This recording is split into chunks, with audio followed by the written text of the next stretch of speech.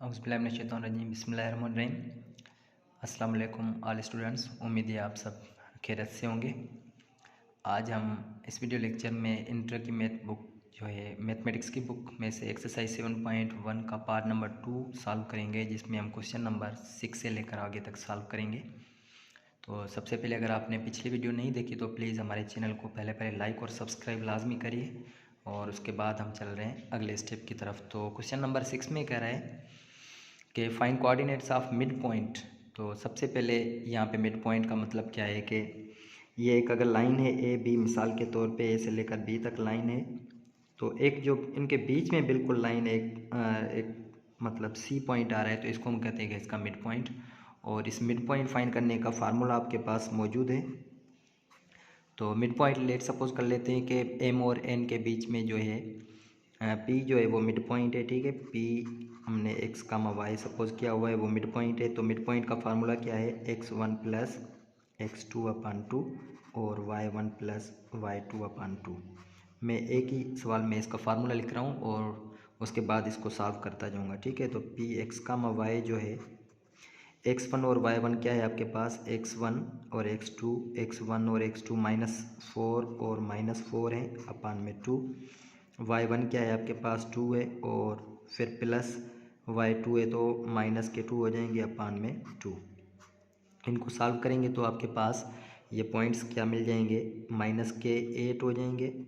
ठीक है, अपान में 2, और यहाँ से 0 अपान में 2 हो जाएंगे। तो इनको टेबल लगाएं, सिंप्लीफाई करें तो आपके पास ये पॉइंट्स मिल जाएंगे।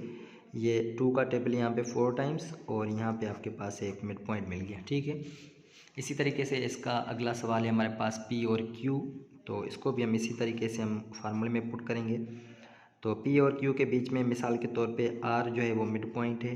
तो R को हम सपोज कर रहे हैं मिड पॉइंट है, तो इसका formula x1 plus x2, x1 और x2 ये है -1 प्लस x2 अपान में 2, y1 -4 और प्लस y2 आपके पास ये भी -4 अपान में 2। तो R ऑफ x ये मिड पॉइंट है आप। ठीक है, तो ये हो जाएगा 4/2, और यहाँ से हो जाएगा -8/2। इनको ज़्यादा सिंप्लीफाई करेंगे तो ये 2 का टेबल 2 टाइम्स और 2 का टेबल -4 टाइम्स। इसका मतलब ये आपके पास इसका आंसर। तो बहुत ही आसान क्वेश्चन है हमारे पास ये पहले। अब इसी तरीके से हम एस और टी जो है उसमें से हम क्या करेंगे कि मिड पॉइंट्स फाइंड करेंगे। S2 मिसाल के तौर पे यहाँ पे Q सपोज कर रहे हैं कि ये इनका मिड पॉइंट है। तो x1 होता है, x1 आपके पास 1 प्लस x2 2 है अपान में 2, y1 क्या है -2 और प्लस y2 होता है लेकिन -4 है, तो यहाँ पे माइनस हो जाएगा, प्लस इंटू माइनस। तो Q आपको जो पॉइंट मिल गया है वो क्या है आपके पास 3/2 और -6/2। ठीक है, तो अब आपके पास ये पॉइंट्स हो गए हैं 3/2 और यहाँ पे 3 टाइम्स टेबल लग जाएंगे, तो ये इसका मिड पॉइंट फाइंड हो गया। इसी तरीके से हम क्या करेंगे कि अगला क्वेश्चन है हमारे पास इसका लास्ट, इसमें भी हम क्या करेंगे x y है तो z सपोज कर लेते हैं कि ये मिड पॉइंट है। कोई भी नाम दे सकते हैं इसमें, ठीक है, जो भी आप मर्जी लेना चाहें। ठीक है, x1 आपके पास क्या है कि 6 प्लस x2 माइनस के 2 है अपान में 2, और y2 आपके पास क्या है, y1 2 है और y2 माइनस के 7 अपान में 2। तो z जो आपके पास पॉइंट मिल जाएगा वो ये -2 तो 4/2 हो जाएंगे। इसी तरीके से -5/2। 2 का टेबल इस पे लग रहा है, सिंप्लीफाई कर दें 2 टाइम्स, और इस पे टेबल नहीं लग रहा तो -5/2। तो यहाँ तक आसान थे क्वेश्चन हमारे पास, क्वेश्चन नंबर 6। इसी तरीके से हम क्वेश्चन नंबर 7 की तरफ चलेंगे। इसमें देख रहे हैं कि क्या कर रहा है। इसमें कह रहा है find point which divides line. आपके पास ये लाइन सेगमेंट है, ये पॉइंट्स जो है उन लाइन को जो है ना डिवाइड कर रहे हैं इन रेशो 3:1। इंटरनली कह रहा है, इंटरनली का मतलब कि ये आपके पास 2 पॉइंट्स हैं। ठीक है, ए और बी आपके पास मिसाल के तौर पे ये पॉइंट्स हैं। तो एक आपके पास तीसरा पॉइंट है जो इनको इंटरनली डिवाइड कर रहा है, कहीं पे भी, यहीं पे या यहीं पे, मिसाल के तौर पे यहाँ पे डिवाइड कर रहा है। ठीक है, ये सी पॉइंट इंटरनली डिवाइड कर रहा है। तो ये पॉइंट्स आपके पास ए और बी हैं। आपने ये पॉइंट फाइंड करना है विच डिवाइड्स लाइन, मतलब ये सी वाला पॉइंट इंटरनली। तो इंटरनली का फार्मूला हमारे पास ये है, ये हम सपोज करेंगे एम है, एम मिसाल के तौर पे क्या है 3 है। ठीक है, और आपके पास 1 है, इसका मतलब ये कि यहाँ पे मिसाल m आपके पास 3 और n आपके पास 1 मिल गया, ठीक है। तो हम यहाँ पे इसका फार्मूला c सपोज कर लेते हैं कि c डिवाइड्स इंटरनली, ठीक है।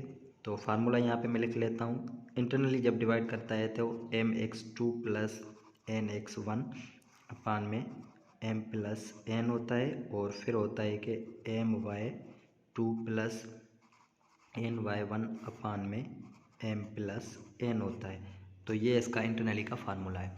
अब हमारे पास देखेंगे पॉइंट्स सारे मौजूद हैं, सिर्फ हमें ज़रूरत है इसमें वैल्यूज़ पुट करने की।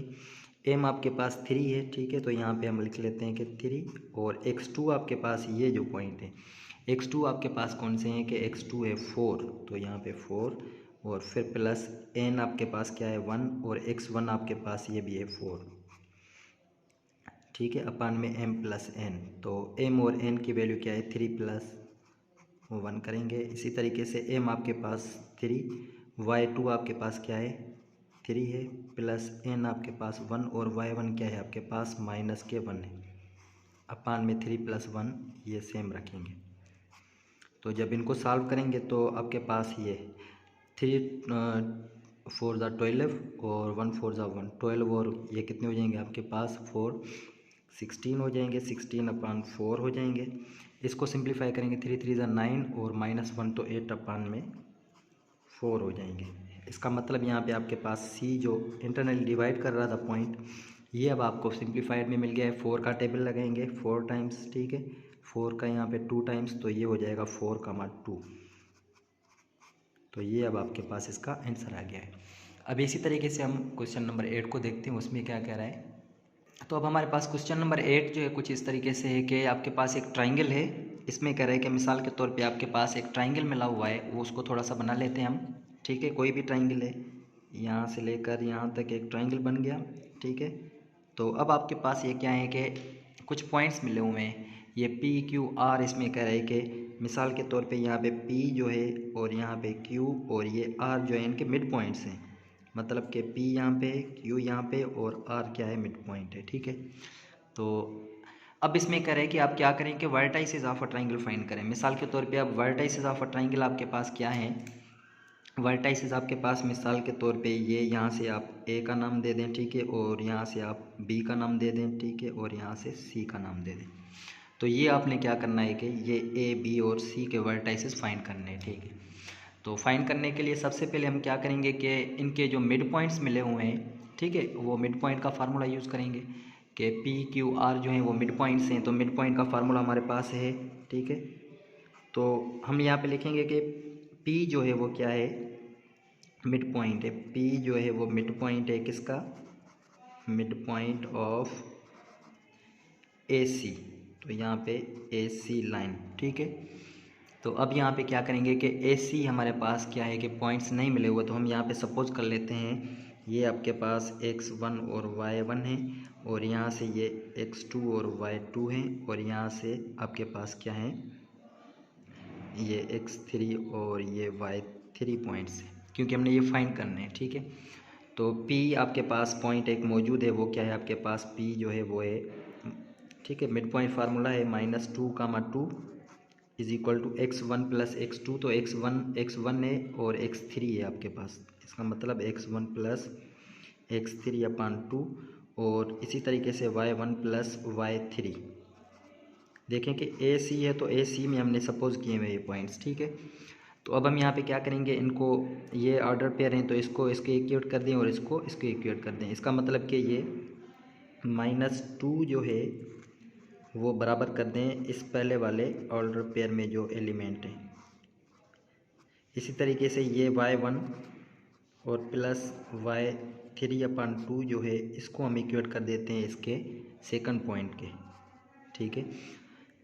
तो यहाँ से 2 2 4 हो जाएंगे, -4 is equal to x1 plus x3, ठीक है। इसी तरीके से ये भी मल्टीप्लाई हो जाएंगे, तो y1 plus y3 is equal to 2। इसका मतलब कि ये इक्वेशन हमारे पास 1 और ये इक्वेशन नंबर 2 है, ठीक है। अब इनको हम सॉल्व करेंगे। अगली हमारे पास अब फिर क्या है कि हमारे पास Q जो है वो मिड पॉइंट है, फिर R, इसी तरीके से हम P Q R फाइंड करेंगे, ठीक है। अच्छा, तो अब इसी तरीके से हम क्या करेंगे कि P के बाद Q जो है वो मिड पॉइंट है किसका, हम वहाँ पे लिखेंगे कि Q जो है वो मिड पॉइंट है। Q आपके पास पॉइंट कौन सा है, ये देखें कि 2 - 1 मिला हुआ है। ये किसका मिड पॉइंट है, A और B का। तो A और B में क्या है, x1 प्लस x2 करेंगे अपान में 2 और y1 प्लस y2 अपान 2 करेंगे। अब इनके ऑर्डर पेयर इक्वेट कर दें, ये इसके साथ इक्वेट कर दें तो ये हो जाएगा 2 = x1 प्लस x2 अपान में 2 और ये हो जाएगा y1 प्लस y2 अपान में 2 = ये -1 के बराबर। तो ये हो जाएगा 2 × 4 = x1 प्लस x2 और ये हो जाएगा y1 प्लस y2 ये हो जाएगा 2 × 1 = -2। तो अब इसको इक्वेशन नंबर दे देते हैं 3, ठीक है, और इसको इक्वेशन नंबर देते हैं 4, ठीक है। अब हम क्या करेंगे कि आपके पास Q तो फाइंड हो गया। अच्छा, R अब फाइंड करेंगे। तो R जो है वो क्या है आपके पास, R आपके पास पॉइंट कौन से मिले हुए हैं, R देखें कि -1, 4 मिला हुआ है। तो -1, 4 = R किसके बीच में है, C और B के। तो इसका मतलब x2 और x3, y2 और y3 जमा करेंगे। तो यहाँ पे लिखेंगे x2 प्लस x3 अपान 2 और y2, तो y2 ठीक है यहाँ पे लिखेंगे और प्लस y3 लिखेंगे अपान में 2 लिखेंगे। अब इनको हम क्या करेंगे, इक्वेट करेंगे इसके। तो ये हो जाएगा 2 × 1 = -2, ठीक है, मैं डायरेक्ट कर रहा हूँ। तो ये हो जाएगा x2 प्लस x3 और इसी तरीके से ये 2 × 4 = 8 हो जाएंगे = y2 प्लस y3। अच्छा, इसको इक्वेशन नंबर कौन सा दे देते हैं, 5 दे देते हैं और इसको इक्वेशन नंबर 6 दे देते हैं।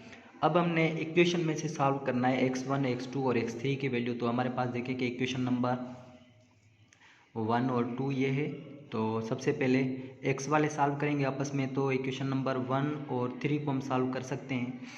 अगर हम इनको सब्ट्रैक्ट कर दें तो x1 आपका सब्ट्रैक्ट हो जाएगा, ठीक है, यहाँ से। तो हम आसानी से इसको भी हम हल कर सकते हैं, ठीक है। इसी तरीके से अगर हम इसी इक्वेशन को और इसी इक्वेशन को सॉल्व करना चाहिए तब भी हम इसको कर सकते हैं, ठीक है। तो हम यहाँ पे क्या करेंगे, इक्वेशन नंबर 1 और इक्वेशन नंबर 5 या 3 आप सॉल्व कर दें, आपकी मर्ज़ी है, ठीक है। तो हम यहाँ पे करते हैं कि इक्वेशन नंबर 1 और 3 को सॉल्व करते हैं। तो यहाँ पे लिखेंगे सब्ट्रैक्ट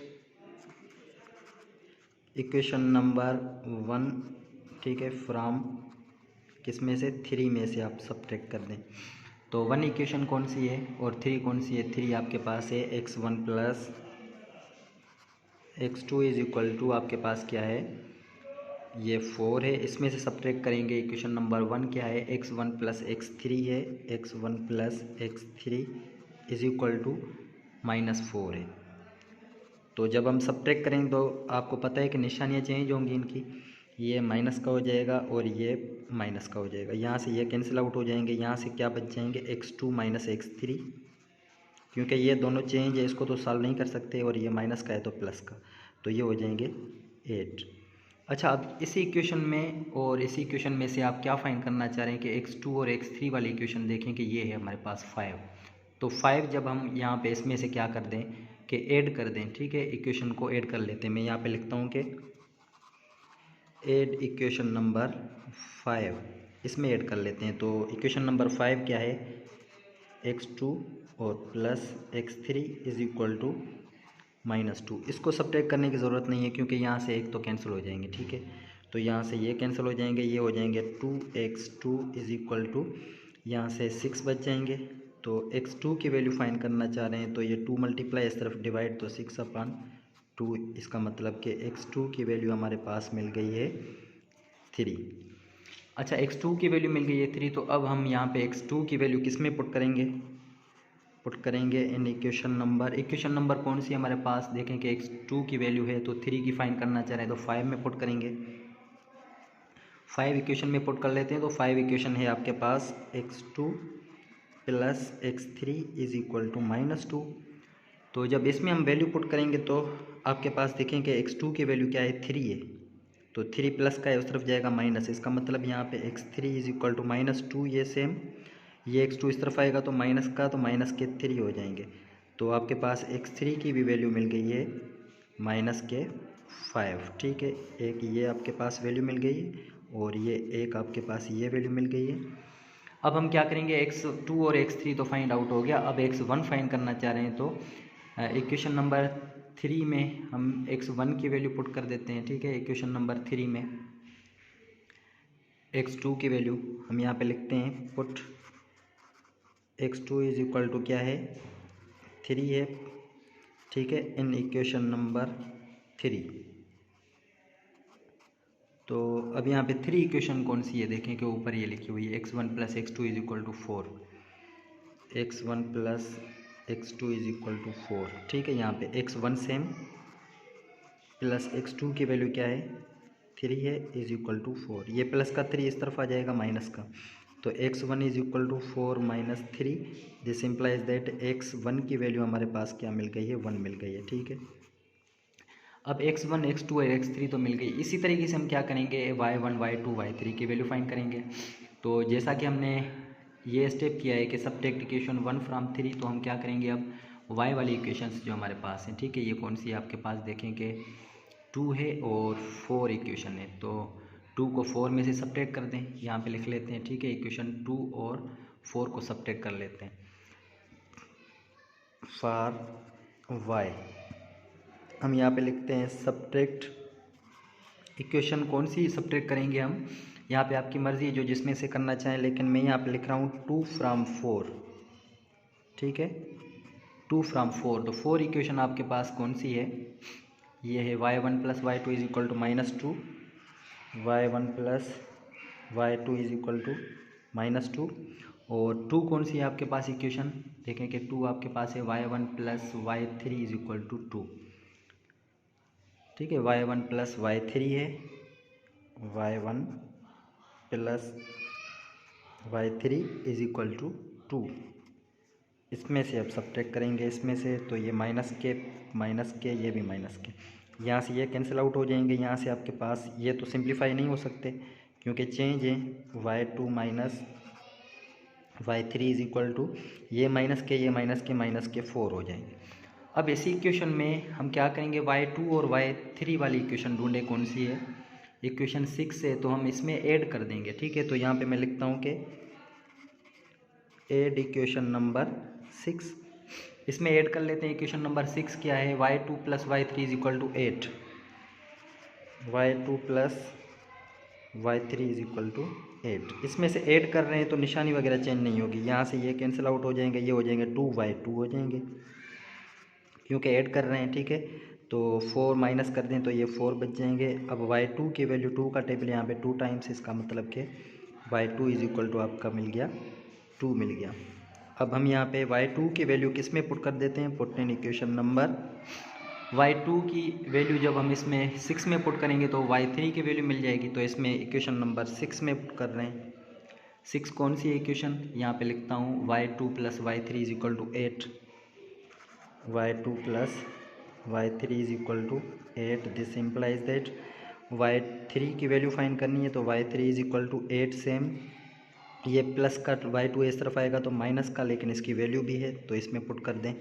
तो y3 की वैल्यू आपके पास क्या मिल गई है, 6 मिल गई है।